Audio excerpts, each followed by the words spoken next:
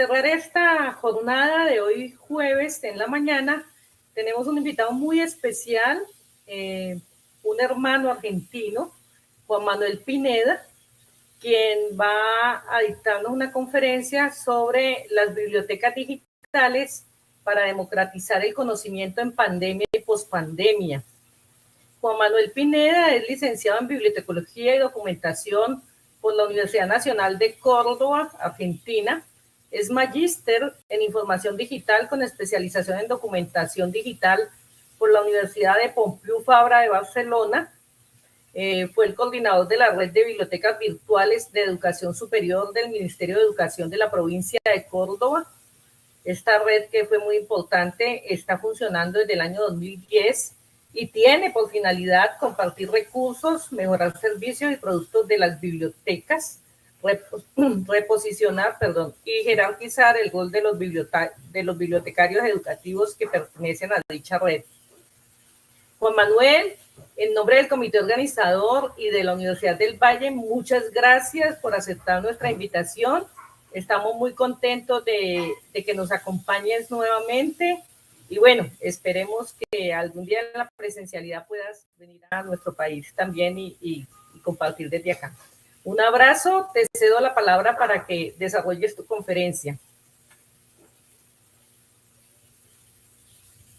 Bueno, muchas gracias, Rubí, hermosa presentación que me han hecho y bueno, a todo tu equipo de la División de Bibliotecas de la Universidad del Valle, que nos permiten participar y que nos han invitado nuevamente. Así que les envío un cálido abrazo a todos, prácticamente unos hermanos en este sentido. Y bueno, ustedes saben, el año pasado nos tocó hablar del bibliotecario y las bibliotecas precisamente, pero era más el rol del bibliotecario en la pospandemia. Ese era el título en una conferencia que dimos allá el 25 de junio. Fíjense que era el inicio de la pandemia, ¿no? Cuando se daba esta jornada y un poco no sabíamos bien cómo venía a la mano. Pasaron muchísimas cosas en estos 14 meses a todas las personas que estamos en este mundo. Obviamente las bibliotecas también han atravesado esta pandemia y bueno, es interesante porque ese momento hicimos foco en el bibliotecario porque era realmente el que recibía la persona, el sujeto que recibe el impacto de algo nuevo, de un acontecimiento nuevo, que en ese momento hablamos que era parangonado a una guerra, ¿no? Lo que se estaba viviendo porque no sabíamos, mucha incertidumbre y bueno, ya ha pasado 14 meses.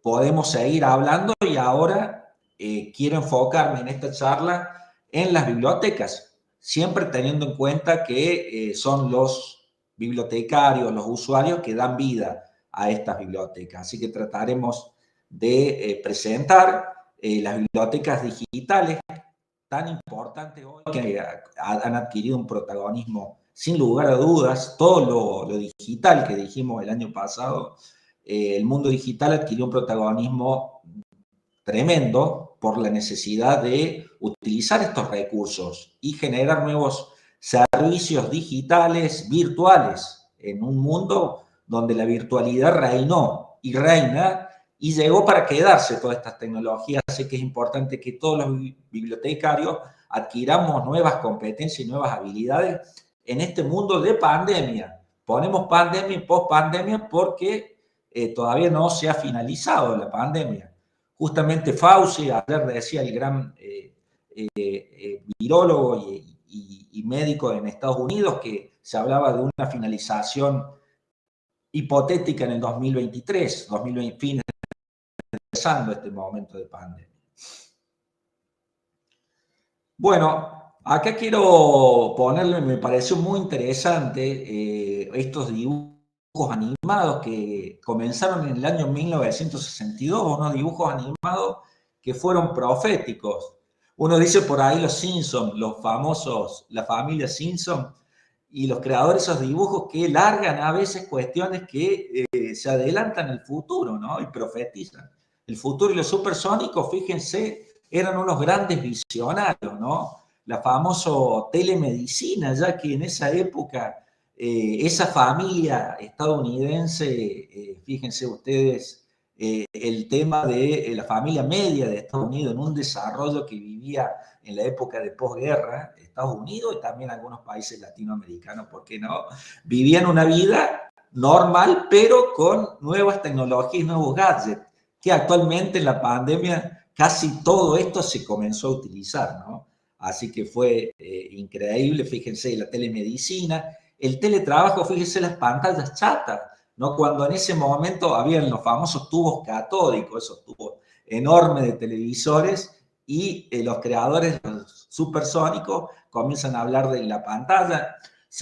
Había relojes también donde podían ver la televisión, hacer telegimnasia. Casi todo lo que los supersónicos decían ocurrió. Ellos hablaban de un mundo distópico del año 2060 aproximadamente, pero todo fue acelerándose y obviamente la pandemia, siempre decimos que fue un hecho disruptivo y un aceleramiento de la historia, diría el filósofo coreano Byung-Chul Han. Es interesante también cómo llega, porque nosotros hablamos de la tecnología, pero justamente ha habido, bueno, grandes disertantes realmente relevantes a nivel latinoamericano y mundial, como han tenido ustedes y los han juntado en estas jornadas. Bueno, he aprendido muchísimo viendo las ponencias. Y bueno, la doctora Estela Campos de México hablaba, bueno, la cuestión de las bibliotecas están dentro de un contexto, ¿no? Un contexto social, económico, político, no está aislada y es importante lo que lleva a la biblioteca a esta actualidad, que fue la sociedad de la información precisamente. Pero hay hechos muy puntuales que ocurrieron, muy resumidos se lo doy, y que nos llevó a esta actualidad. Principalmente la crisis del petróleo, que hubo la famosa crisis del petróleo en el año 73, donde los países del cercano oriente le hacen un lockout en la cuestión petrolera a las grandes potencias y bueno, tuvieron que buscar nuevos mercados, ¿no? Se abre el mercado para los países, los tigres asiáticos, ¿no? Japón y otros países asiáticos comienzan a competir con la famosa industria de Estados Unidos, ¿no? De la industria automotriz de Estados Unidos, que hacía los autos gigantes, que gastaban muchísimo combustible, nafta, como decimos acá. Y bueno, comienzan los autos japoneses a entrar, comienzan también las nuevas tecnologías, ¿no? En este tema de la importación que hace Japón, rompe primero con Suiza, con los relojes suizos y también con todo el mercado europeo y norteamericano, ¿no? En Norteamérica se da también la mayor cantidad de trabajadores de la información, ¿no? Ya fíjense, en la década del 80, los trabajadores de cuello blanco que se hablan, era un 75% de este sector.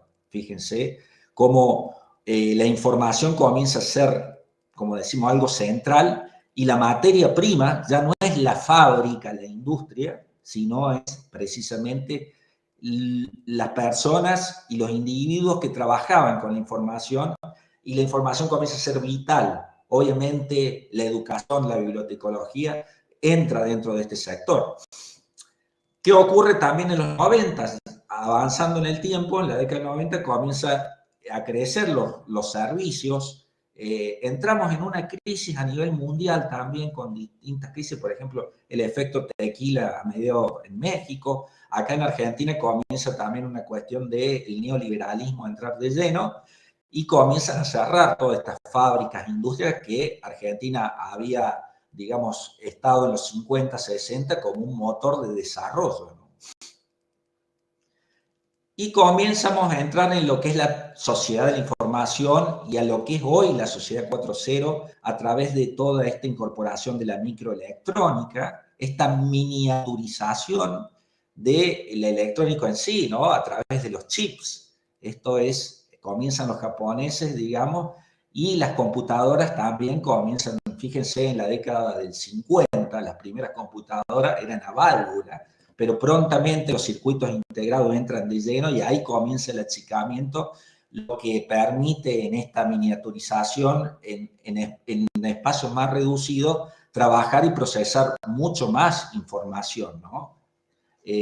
De ahí salen las computadoras personales, justamente en esa evolución ya a fines de los 70. El advenimiento de la informática y las telecomunicaciones también ocurre en esos 90s. Ya empieza Internet a popularizarse a partir del año 95 y con el transcurso de los años cada vez más gente se sumaba hoy. Hoy más de la mitad de la población está en Internet, por ejemplo.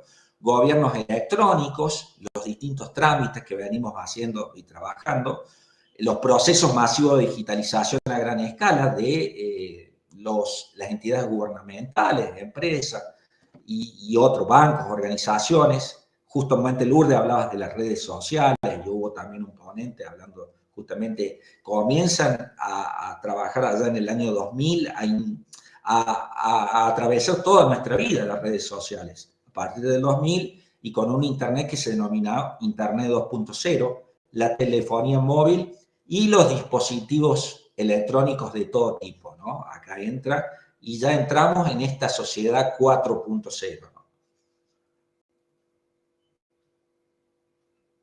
Bueno, esta sociedad 4.0, ¿qué sería la evolución de esta sociedad de la información con productos mucho más maduros? Y acá comienza justamente Lourdes, también habló de los datos que se generan constantemente, estas mismas disertaciones, conferencias, van generando datos, todo va generando datos, las mismas bibliotecas son una fábrica de datos.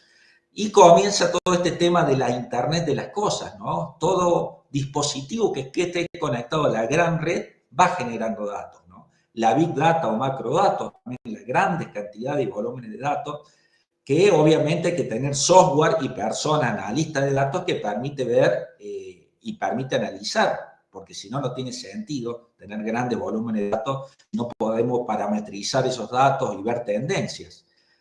La ciudadanía digital, comienzan cada vez los distintos trámites, las personas a hacer, digamos, a generar datos y a poder tramitar en forma digital, a distancia, distintas cosas y obviamente trasladando la biblioteca también se incorpora en esta ciudadanía digital y en esta sociedad de la información y sociedad 4.0. Un tema hoy muy relevante es la ciberseguridad, ¿no? Fundamental. Cada vez hay más delitos y fue un boom de delitos informáticos en la pandemia, ¿no? La inteligencia artificial, los robots que comienzan a ingresar ya están en bibliotecas de China, de Rusia, en el sentido ya que los robots están trabajando y en otras esferas de la vida humana. Fíjense, esta es la sociedad 4.0. Me gusta poner esta foto porque es muy interesante, porque esto es la Plaza San Pedro cuando asume el Papa, ¿no? El Papa Benedicto, y abajo el Papa Francisco. Y fíjense en esas fotos los cambios tecnológicos que han habido solamente en 8 años. Es increíble.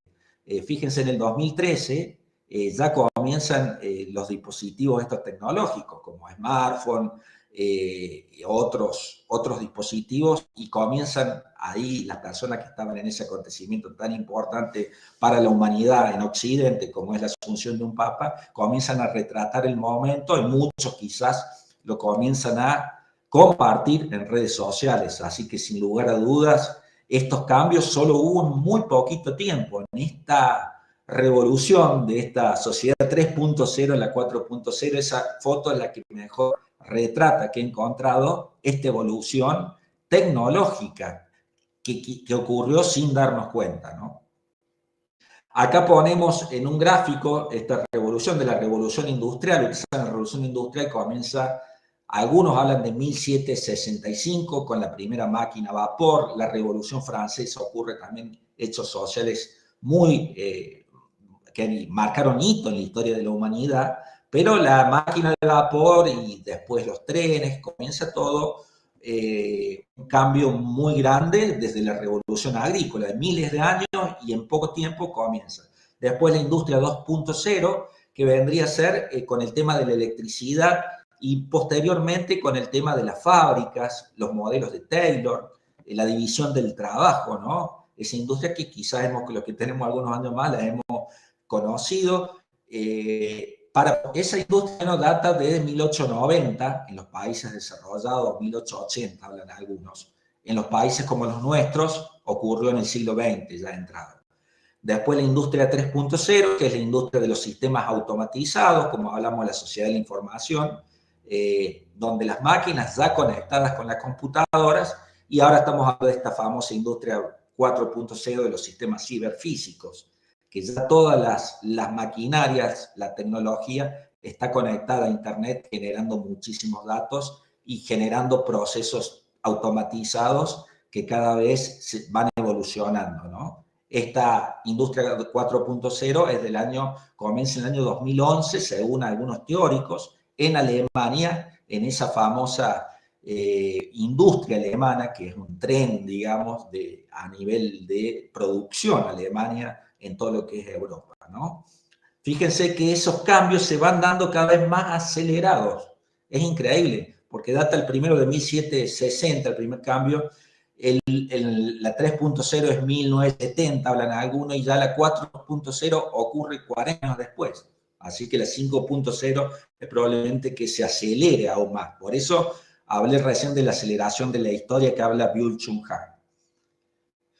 Otra cuestión importante, porque de esto trata, ¿no?, el tema de las bibliotecas digitales, que es democratizar el conocimiento, ¿no? Que acá no solamente hablamos de promover el acceso a la información o que las personas estén informadas, sino que una cosa que habló Estela, la doctora Estela, es la cuestión de personas alfabetizadas. Es fundamental, ahí entra de lleno la alfabetización informacional y digital en esta cuestión de la democratización. Y bueno, es un movimiento de democratización del conocimiento que comienza allá en los años 60, se denominó Platz. En Argentina fue muy fuerte. La doctora Rieti y Mazzarini hablan justamente, una es doctora en biología y otra doctora en ciencias químicas, era nuclear de Argentina, y habla que en los años 60, justamente en ese periodo de desarrollo, comienza a haber una ciencia aplicada a lo social que trataba de resolver cuestiones de bienes y servicios. Con una sensibilidad social muy grande era la ciencia, y era importante también que los ciudadanos, y acá jugamos un rol muy importante los bibliotecarios, estén alfabetizados científicamente. Fíjense que ha ocurrido cuestiones que se ve esta falta de alfabetización hasta en presidente, con esto de la pandemia que desnudó todo y desnudó muchas ignorancias, ¿no? Hasta presidentes de países pecaron de esto, ¿no?, de no estar alfabetizados científicamente. Por eso fíjense qué importante es el tema de democratizar el conocimiento desde el punto de vista científico y tecnológico, hablando en un contexto, estamos hablando de universidades, ¿no? En este contexto de una jornada universitaria de bibliotecas es fundamental. Algo que ocurrió, no se habló mucho, fíjense, se habló muy poco porque ha ocurrido hace poco también, en el que tiene que ver con esto de la democratización del conocimiento, es que Alemania hace un boicot a la gran editorial Elsevier, con el fin de que publiquen artículos científicos académicos en acceso libre, ¿no? Entonces, bueno, ahí está la editorial Elsevier, que es un gran monopolio informativo donde las entidades públicas, científicas, academias, tienen que pagar. Ustedes saben que hay un doble gasto, tienen que pagar y encima pagar para publicar. Por lo cual ahí se hace un boicot a esta editorial y bueno, se comienza a largar lineamientos para que las academias científicas en Alemania publiquen en acceso libre. Fíjense. Después se suma este movimiento en el año ya 2018, 4 de septiembre de 2018, ocurre que Suecia y Francia siguen esta política y comienza el Plan S, que es un acuerdo entre varios países, son 13 países, se van sumando más a medida que transcurre el tiempo, de dar, digamos, un espacio al acceso libre a revistas en acceso abierto, y se suma un montón de academias científicas, ¿no?, con el fin de democratizar, ya que el tema, fíjense, del acceso abierto va muy lento, porque en el año 2002 comienzan las primeras declaraciones en Budapest, en Bethesda, y después en el 2012 la declaración de Dora. Y ya cansados algunos científicos de que esto siga así con poca apertura al acceso abierto, comienza este plan, que yo le digo que lo investiguen porque es algo muy, muy novedoso y va a marcar un hito para mí en lo que es la consolidación del acceso abierto a nivel mundial y que tiene obviamente que ver con la democratización del conocimiento. Bueno, ¿qué ocurre en este contexto con las bibliotecas educativas, en esta sociedad de la información, sociedad 4.0? Es una interrogante que nos tenemos que hacer todos. ¿Dónde estamos parados en esta democratización del conocimiento, en esta madurez de la tecnología que hay actualmente, ¿no?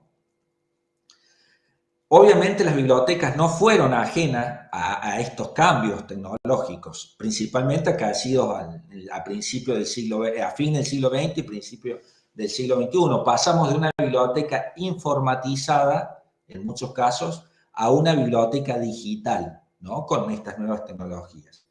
Y es interesante que a nivel educativo, ya que estamos en un ámbito educativo, las bibliotecas fueron punta de lanza para aplicar tecnología de la información y comunicación más que en otros ámbitos, quizá mucho más que en el aula, fíjense ustedes, ¿no? Eso fue muy importante también, que las bibliotecas fueron innovadoras en proyectos. Muchas veces, por supuesto, también tuvieron, digamos, le dieron la espalda a ciertos espacios donde, bueno, veían que esa innovación por ahí rompe los status quo de ciertas entidades, ¿no? Acá en Argentina ocurrieron algunos hechos muy, muy interesantes para tener, que fue el programa Vera, que es el programa de bibliotecas escolares, que permitió automatizar a las bibliotecas con software integrado. Era un famoso enlatado que se denominó AguaPay en bibliotecas escolares y en bibliotecas también de nivel terciario, ¿no? Que el nivel terciario en Argentina es como un nivel superior o no universitario que se denominaba. Se comienzan a incorporar en esta fin del siglo XX, principio del XXI, en muchas bibliotecas, ordenadores, computadoras, para automatizar ciertos procesos, ¿no? Principalmente, como ponemos ahí, los procesos técnicos y administrativos. Y ocurrió un hito muy importante en Argentina también, que fue el programa Conectar Igualdad, lo cual llevó a todo el sistema educativo, a público principalmente, que proveyeran de ordenadores o netbook a alumnos. Todo esto generó un movimiento muy interesante que llegó a muchas bibliotecas escolares y bibliotecas de nivel terciario. Estamos hablando de una biblioteca informatizada. Lo que deben hacer las bibliotecas en este salto, que algunas las han hecho, algunas bibliotecas especializadas, universitarias, ¿por qué no escolares?, es el salto de la biblioteca informatizada a la digital, ¿no? Es fundamental porque estamos hablando de una biblioteca que prima lo físico, pero tiene muy pocos recursos digitales, y acá se ha visto, o virtuales, y acá se ha visto en la pandemia, ¿no? Ese déficit a todo nivel, ¿no? Atraviesa a todas las bibliotecas. La pandemia, digamos, como en una prueba de tornasol que dimos el ejemplo el año pasado, dejó en transparencia los déficits que teníamos nosotros como biblioteca y los déficits a todo nivel, ¿no?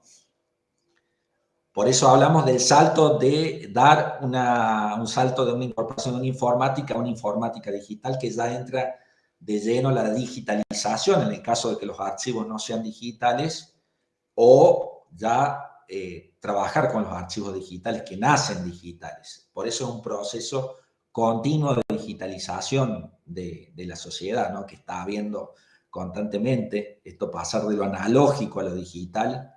Así que estamos viviendo en un mundo ya binario de los unos ceros en la cuestión bibliotecológica también. Y bueno, esto lleva, como le dije, un proceso muy continuo. Por ejemplo, en el caso de fondos y colecciones de nuestras bibliotecas digitales, obviamente que estén por afuera del paraguas de copyright, ¿no? Por eso la importancia de utilizar licencias libres para publicar artículos, libros, material audiovisuales es fundamental, ¿no? Estamos viviendo en ese paso, en esa transformación, en esta nueva sociedad, ¿no? En esta nueva sociedad 4.0, donde está todo interconectado. Es difícil buscar un concepto, siempre los conceptos delimitan, porque realmente, y aparte no hay un consenso de lo que es una biblioteca digital, ¿no? Estamos hablando de biblioteca digital como democratizadoras, pero por ahí no sabemos bien lo que es una biblioteca digital, porque hay muchas escuelas, por así decirlo, o muchas bibliotecas, como se dice acá a nivel jurídico, de lo que es la biblioteca digital. Yo lo hago una definición desde el punto de vista bibliotecológico. Nosotros la definimos como una evolución de las bibliotecas físicas y electrónicas, donde se digitaliza parte de sus colecciones liberadas del derecho de autor y copyright, respetando la autoría con licencias como las Creative Commons, siguiendo y nunca perdiendo la organización con criterios bibliotecológicos y documentalistas. Por ahí es muy importante esto porque hay veces vemos bibliotecas digitales que no la hacen bibliotecarios o no están a la hora de decidir, digamos, políticas, y vemos bibliotecas que no tienen este criterio que nosotros hemos sido formados en lo que es la clasificación del conocimiento o la organización del conocimiento para ser más global. Por eso es tan importante el tema de los bibliotecarios actuando en las bibliotecas digitales, un tema que da para una conferencia el tema del derecho de autor, ¿no? Las licencias libres que entran a jugar. Y bueno, esta es la evolución que estamos hablando de las bibliotecas físicas que pasan por esa biblioteca electrónica. Algunos denominan biblioteca híbrida a la biblioteca digital y virtual. Esto es fácilmente para que de un vistazo en un cuadro de doble entrada, hablamos de biblioteca digital híbrida y biblioteca virtual. Por ejemplo, el caso de los fondos bibliográficos o de otro tipo se encuentran en formato digital e impreso, en la digital híbrido, y en la virtual, por ahí su fondo se encuentra solo en formato digital, ¿no? Por eso siempre se dice que el acceso debe ser, en el caso de la digital, tanto presencial como vía web, ¿no? Tiene esa doble vía la biblioteca digital. Tiene una parte física también, ¿no? Y el acceso solo se permite a través de una web. No hay un lugar físico a donde recurrir. Muchas veces hasta no hay un robot que contesta, no hay una persona encargada de esa biblioteca. Es bastante, digamos, despersonalizada la biblioteca virtual. Como dije, la institución existe físicamente. En el caso de la virtual no existe una institución física. Todas las gestiones se realizan mediante la web y las necesidades de información también cambian. Satisface, en el caso de la biblioteca digital e híbrida, las necesidades del usuario tanto online como presencial, y todo en lo virtual se realiza por la web, ¿no? El acceso puede acceder a los recursos digitales mediante usuario y contraseña. Esto es muy importante porque normalmente nos dan un usuario y contraseña. Si nosotros tenemos una extensión de nuestra biblioteca física a lo digital, le damos para que ingresen ciertos usuarios, y en la virtual casi siempre es de un acceso libre por red, ¿no? Directamente. Muy parecido a lo como son los repositorios digitales en ese caso, ¿no? Eso es más o menos porque hay mucha confusión terminológica y le quise poner en un cuadro doble entrada que se entienda fácilmente lo que es la biblioteca digital y a qué apuntamos, ¿no? Porque estamos hablando de una biblioteca universitaria que tiene sus colecciones digitales, ¿no? Y bueno, hay un proceso de digitalización de dificultades que debemos sortear en todo lo que hemos hablado. Nos falta mucha formación en recursos humanos. El año pasado le dije lo que era la tendencia en lo que es alfabetización y todo lo que sea cursos a nivel digital. La informática digital va a ser fundamental para el bibliotecario de ahora y del futuro, y que las mallas curriculares cada vez tengan más contenido en ese sentido. Los recursos económicos también, sin lugar a dudas, porque esto no se hace gratuitamente, o lleva ciertos recursos, lleva servidores, lleva personal especializado, lleva tecnología, que todo eso cuesta dinero. El tiempo que lleva, porque dije que es un proceso que se va haciendo, se va digitalizando, y son procesos muy, muy lentos. La formación, obviamente, falta mucha formación de posgrado en este sentido, aparte de grado, para ir trabajando como bibliotecarios digitales, ¿no? Y todo un trabajo que hay que hacer con el tema de la propiedad intelectual, como lo dijo la doctora Estela Campos también. No se puede utilizar material, digamos, que no esté autorizado para digitalizar y ponerlo al público. Así que tener muchísimo conocimiento también del tema de licencia y propiedad intelectual. Ahí hemos dado en esos ítems cuestiones que van a ser muy importantes que veamos nosotros como profesionales, y formarnos y formar a colegas es fundamental. Bueno, también el software libre es muy, muy importante. Bueno, yo iba a hablar de un software libre por una cuestión de tiempo. Vamos a hablar de los distintos software que se están utilizando, como DSpace, como Omeka, Prince, a nivel de software libre, todos son muy buenos, o aplicaciones propietarias. Después, bueno, hay otros recursos como gestores de contenido como WordPress, que también se pueden hacer bibliotecas digitales. Y también para bibliotecas escolares se está usando mucho el Paddle de Google, donde, bueno, son recursos más limitados y no son herramientas específicas, como el caso de WordPress, Padlet y otros, pero es más o menos como para mencionar, y bueno, y hablar de la importancia también del software libre en este tipo de biblioteca, repositorio, es fundamental también formarnos en este sentido. Una frase para reflexionar, justo hoy lo han citado varias veces a Julián Marquina y yo también lo voy a citar, que él a su vez cita a Todd Breckus, que afirma que las bibliotecas digitales son una forma poderosa para que los educadores ayuden a enseñar a los estudiantes cómo encontrar, evaluar y usar contenido digital, una habilidad esencial a medida que las fuentes online continúan creciendo a ritmo asombroso. Así que fíjense, nosotros podemos utilizar esas mismas bibliotecas que hemos creado como una plataforma, como un medio, como un instrumento de enseñanza en la alfabetización digital e informacional a todos nuestros estudiantes y a todos los que querramos enseñar a todos nuestros usuarios como forma de curar contenidos, de que ellos también aprendan a buscar, aprendan a utilizar el espíritu crítico, que también se habló hoy, y a usar y a navegar en contenidos digitales. Así que las bibliotecas digitales son una herramienta indispensable hoy por hoy en las bibliotecas y actúan, como les dije, como democratizadoras de conocimiento, precisamente. Cauterizan de una forma u otra la brecha, ¿no? La brecha digital entre info-ricos e info-pobres. Es fundamental esta biblioteca como acceso al conocimiento libre, ¿no? Fundamental. Bueno, acá les presento, yo tengo mi página web, bibliotecasdigitales.com.ar, donde estamos hablando de estos temas para el que quiere investigar. También tengo mi canal de YouTube, donde hablamos de estos temas, también tenemos conversatorios con personas destacadas, así que el que quiera indagar, quiera suscribirse, puede hacerlo. Y bueno, terminamos acá. Gracias por su atención.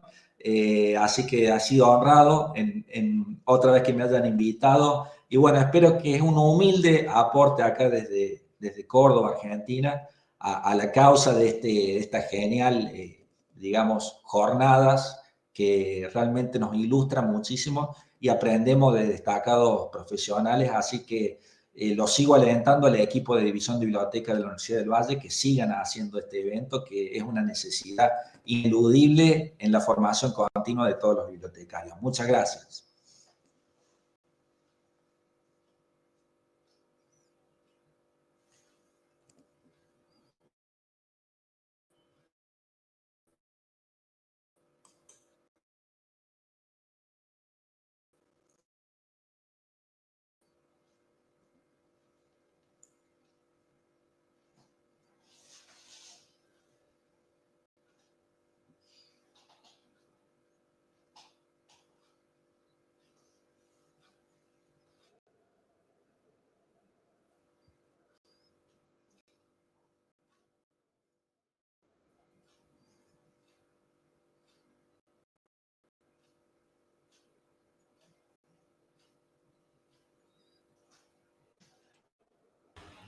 Bueno,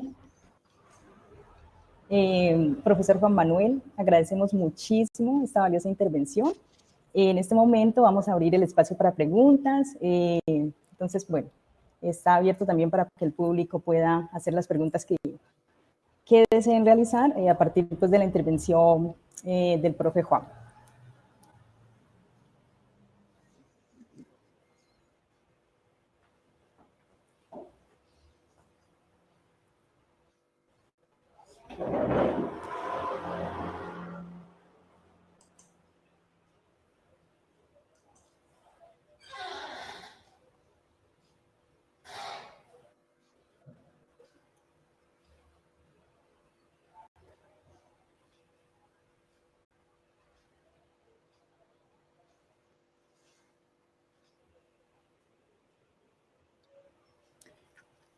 Entonces nos informan que no tenemos preguntas en este momento, entonces de esta manera pues vamos a cerrar esta primera jornada. Nuevamente le damos muchas gracias al maestro Juan Pineda por esta excelente exposición que nos ha hecho el día de hoy. Nos ha pues hecho un recorrido por temas muy importantes en términos de todo el quehacer bibliotecario. Así que muchas gracias por haber aceptado nuestra invitación a este encuentro. Esperamos que él nos siga acompañando en unas próximas versiones. A ustedes los participantes también les agradecemos el haber estado pues acompañándonos durante esta primera jornada del día de hoy. Y también los invitamos para que nos sigan acompañando en la jornada de la tarde. Iniciaremos a las 3 de la tarde. Los ponentes que tendremos el día de hoy y finalizaremos a las 7 de la noche con una pijamada literaria a la cual también están cordialmente invitados. Entonces, muchas gracias, un feliz receso y nos vemos más tarde.